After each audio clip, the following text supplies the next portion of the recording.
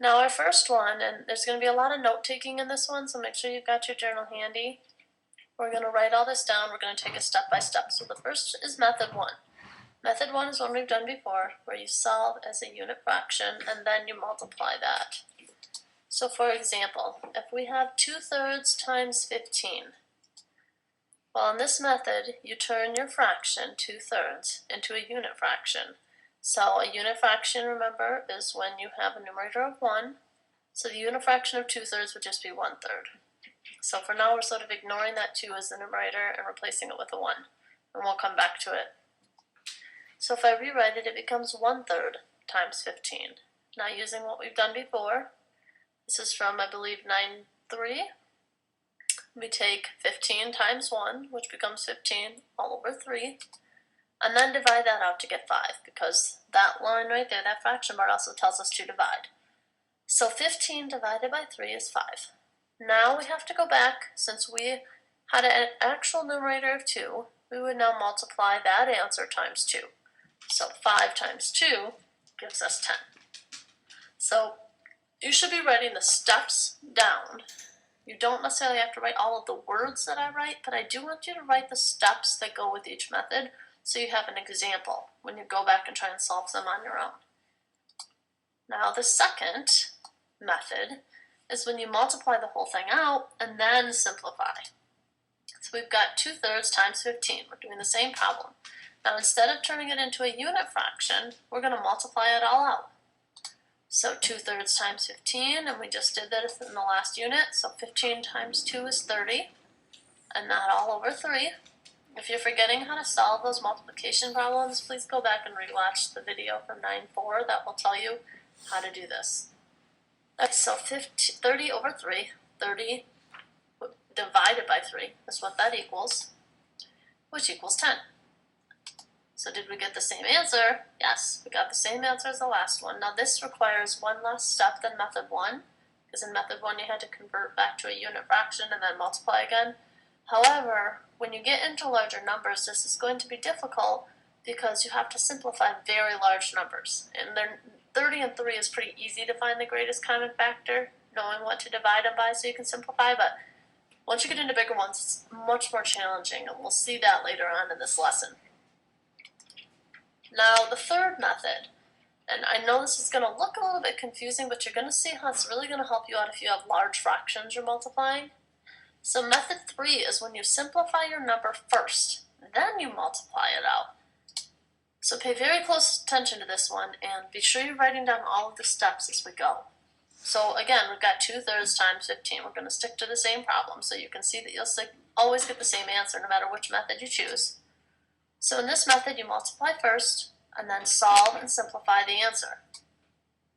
So 2/3 times 15, we end up multiplying out 2 times 15. So this is how you do it the long way. Now, we look at that number, and I know 15 and 3, if I'm just looking at the 2, the 15, and the 3, 15 and 3 have 3 as a greatest common factor. So if I list out all the factors of 15, all the factors of 3, and that's why we spent time doing that in Unit 8, 3 would be the greatest one they have in common. So I'm going to simplify those first, and this is how I would do that.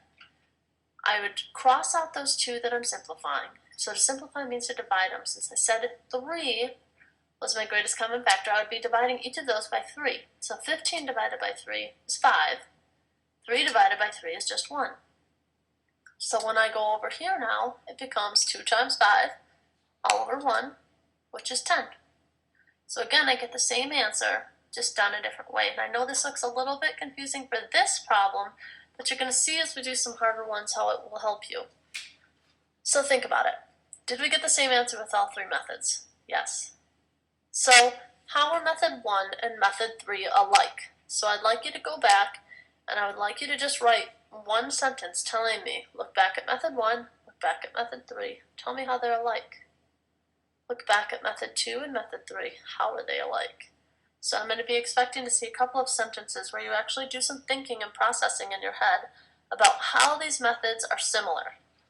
So go ahead, pause this please, go back and do that now before you move on. So since method 3 is the newest, the most difficult, I guess you could say, or at least for now, until we get to know it a little better. Let's try a few of them together. So let's say we take 3/10 times 5/12. Well, when we combine those together, I'm going to multiply it out. And I'm going to end up with a pretty large number. So 3 times 5 and 10 times 12. That's 1,520ths. That's a pretty big number. So it's going to be a little more difficult to simplify, and it's going to take a lot more steps.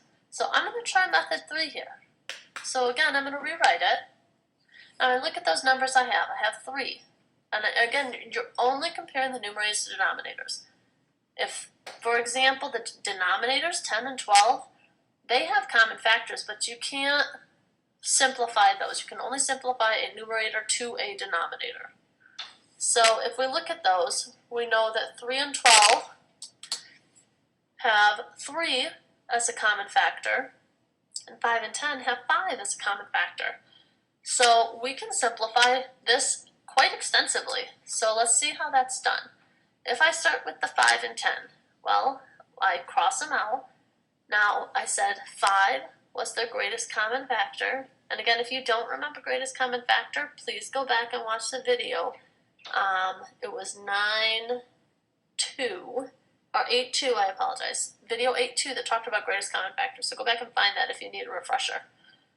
So I divide 5 and 10 both by the greatest common factor, which was 5. So 5 divided by 5 is 1. 10 divided by 5 was 2. Now I look at my other two.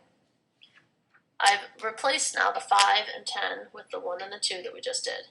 Now 3 and 12, those both had 3 as a common factor. So if I divide 3 by 3, I get 1. 12 by 3, I get 4.